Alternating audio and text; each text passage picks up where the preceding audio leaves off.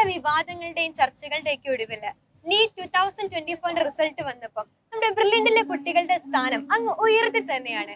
അങ്ങനെ ഒരു ചുണക്കുട്ടി ലെന ജിമ്മിയാണ് നമ്മുടെ കൂടെ ഉള്ളത്. ലെനയുടെ വിശേഷങ്ങളൊക്കെ നമുക്കൊന്ന് ചോദിച്ചറിയാം. ഹലോ ലെന. ഹായ് മിസ്സേ. എവിടെയായിരുന്നു വീട്? വയനാട്. ഓക്കെ. എത്രയുണ്ടായിരുന്നു സ്കോർ? 678.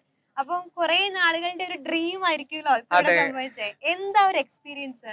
ഒത്തിരി നല്ല എക്സ്പീരിയൻസ് ആയിരുന്നു ബ്രില്യന്റിൽ നിന്ന് എനിക്ക് കിട്ടിയത്. അതൊരു സപ്പോർട്ടും കോർഡിനേറ്റേഴ്സ്, ക്ലാസ് ടീച്ചേഴ്സ്, അതുപോലെ തന്നെ ഞാൻ ഓൺലൈൻ ബാച്ച് ആയിരുന്നു.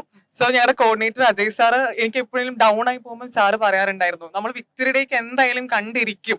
ആ ഒരു മോട്ടിവേഷൻ ആണ് എനിക്ക് ഓരോ തവണയും ഡൗൺ ആയിരിക്കുമ്പോഴും എനിക്ക് കൂടുതൽ പഠിക്കാനും എന്നും ഞാൻ ഈ ഒരു ഡേ ഡ്രീം ചെയ്തുകൊണ്ടായിരുന്നു എല്ലാ ദിവസവും പഠിച്ചുകൊണ്ടിരുന്നത്.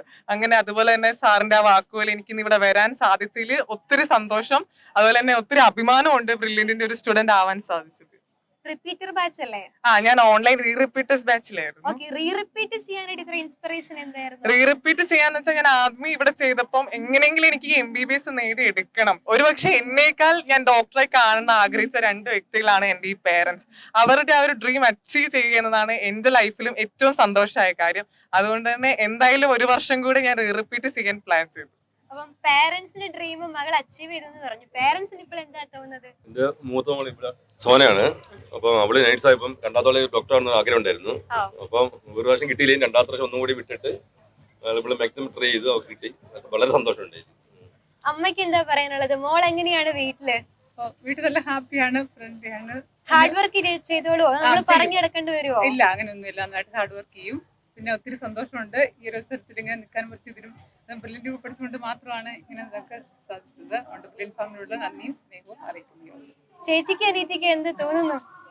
വളരെ സന്തോഷമുണ്ട്. ഇവളുടെ വലിയൊരു അംബീഷൻ ആയിരുന്നു ഒരു MBBS കേരളത്തിൽ എവിടെയെങ്കിലും കിട്ടണമെന്ന്. അപ്പൊ അതുപോലെ തന്നെ ഇവളാണെങ്കിൽ ഭയങ്കര സ്ട്രോങ് ആണ്. എന്തെങ്കിലും ഡിപ്രസ് ആയിരിക്കുവാണെങ്കിലും ബാക്കിയുള്ളവരത് കാണിക്കില്ല. അതുകൊണ്ട് മമ്മിക്കും പപ്പയ്ക്കും ആണെങ്കിലും ഇപ്പൊ എക്സാമിന് മാർക്ക് പറഞ്ഞാൽ അവളിൽ തന്നെ അതങ്ങ് ഒതുക്കാൻ ശ്രമിക്കും. അതുകൊണ്ട് ഇവർക്കും അങ്ങനെ ടെൻഷൻ അടിക്കേണ്ടി വന്നിട്ടില്ല. പിന്നെ ഇവൾക്ക് സീറ്റ് കിട്ടിയതിൽ വളരെയധികം സന്തോഷം.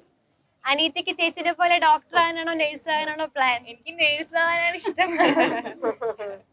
ഫാമിലിന്ന് വേറെ സിബ്ലിങ്സ് ബ്രില്യന്റ് പഠിച്ച? എന്റെ ഒരു കസിൻ ചേട്ടായി തന്നെ ബ്രില്യന്റ് പഠിച്ചിട്ടുണ്ട്. ഇപ്പം saint ജോൺസിന്റെ Bangalore 4th year MBBS പഠിക്കുന്നു. ഡ്രീം ക്യാമ്പസ് ഏതാണ്? Dream campus Thrissur medical college അല്ലെങ്കിൽ ആലപ്പുഴ മെഡിക്കൽ കോളേജ്. സ്പെഷ്യലൈസേഷൻ വല്ലതും പ്ലാൻ ചെയ്തിട്ടുണ്ടോ? ഇതുവരെ പ്ലാൻ ചെയ്തിട്ടില്ല. അത് നമുക്ക് കോഴ്സിൽ പ്ലാൻ ചെയ്യാന്ന് വിചാരിക്കുന്നു. ഓക്കെ, അപ്പൊ എന്താണെങ്കിലും വിചാരിച്ച പോലെ ഡ്രീം പ്ലേസിൽ എത്താൻ കഴിയട്ടെ.